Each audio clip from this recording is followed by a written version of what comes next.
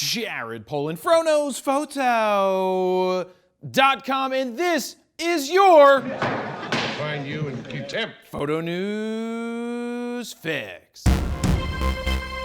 This fix is brought to you by Storyblocks and their massive inventory of studio quality stock footage. If you've ever been in need of a quick video clip for B-roll, After Effects templates, or motion backgrounds, Storyblocks has you covered. We've used B-roll from Storyblocks extensively over the years, including in the So this is 40. video where Steven grabbed the play screen video, TV static video, TV green screen graphic, and the VCR eject sound, which was actually a cassette eject sound, though it sounded like a VCR eject sound. So as you can see, Storyblocks is there for us with royalty-free clips, audio, and graphics, and they can be there for you as well. To sign up for Storyblocks, head on over to storyblocks.com/fro. First up, are you a fan of long, hard, white tubes filled with glass and finished off with a red line around the bell end? Not sure. Because I know I am. According to Canon rumors, there's been some patent filing action pertaining to big-ass RF glass that might be on the way for Canon mirrorless cameras. On the list, there's the 300 2.8, 400 2.8, 500 f4, 600 f4, and an 800 5.6. Though this big-ass glass isn't for everyone, the pros who rely on it for sports and wildlife will eat it up. Not to mention, it will pair really well with whatever their future full-frame flagship mirrorless camera is. The RF lineup is already stacked with fast focusing, fast aperture, and extremely sharp lenses. I don't think it's a matter of if they release those 5 lenses I just mentioned. I think it's a matter of when, and I'm thinking sometime this year. The only thing that concerns me is how many money trucks will you need to back up 14 great big dump trucks to own them all.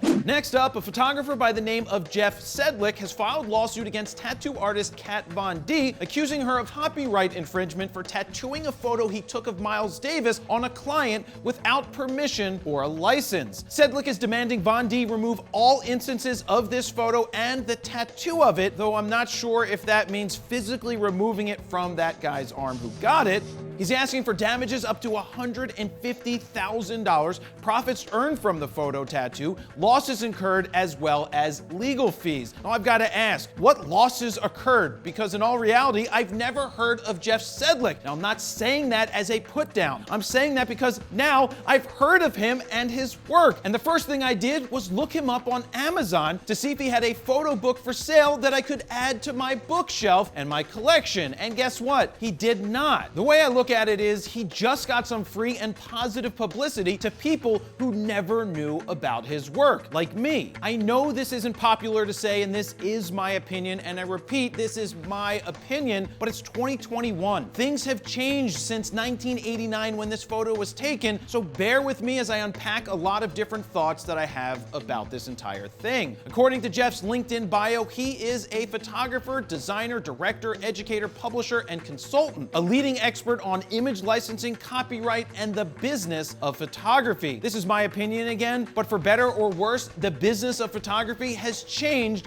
and is ever evolving. The lines between copyright infringement and fair use continue to be blurred. Can you say Shepard Fairey? Can you say Richard Prince? Both of those people take and took other people's work and transformed it before calling it their own and won cases against them. Kat Von D is an artist who did a derivative of his photograph as a tattoo on someone else's body. She probably should have at the very least shared who the photographer was who took the image, but she didn't, and that's a totally different story. On a side note, if someone took my Bernie portrait and got it tattooed on their arm, I would be like, are you insane? Why would you get that done? But I wouldn't be upset or sue them. I would be like, cool. Sweet. Thanks for letting me know. I get it. The old school world of photography was lock down your rights, charge a license fee for everything, and sue anyone and everyone who crossed you because that's how you made a living. But the new world is build your brand, build your awareness, and I can attest to this, the money will follow. Now, I know it's not popular to say,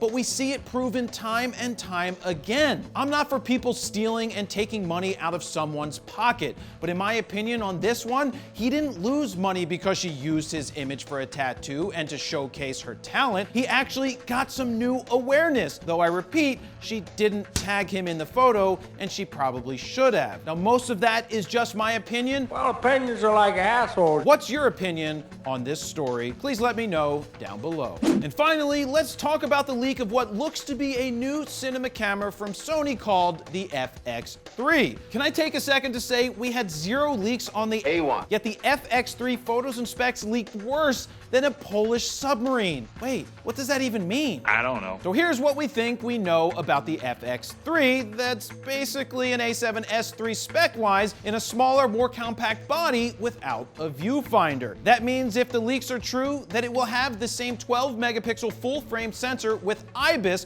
full HDMI support, dual CF Express A slots, 4K at 120 frames per second video, no 8K, and still have the ability to capture still images. From the leak photos, you can see a lot of screw holes for accessories as well as cages, as well as a lot of custom buttons, a powered zoom toggle where the on and off switch used to go, big record button on the top, flip out rotatable screen, and maybe a built-in fan, even though the A7S III didn't have any overheating problems. Plus, if it's meant to fly on Sony's new drone, it will get plenty of cool air as it comes crashing back down to Earth if the thing decides to fail. So why release an FX3 after you released an A7S III not too long ago? I guess it's not worth speculating too hard on this one, as it's supposed to be announced on February 23rd. Let me save money, I swear that's what I heard. There you have it. That's your photo news fix this time around. To check out the last fix, go ahead and click on the screen right here. Don't forget to like, share, comment, and subscribe. And that's where I'm gonna leave it. Jared PolinFroKnowsPhoto.com. See ya.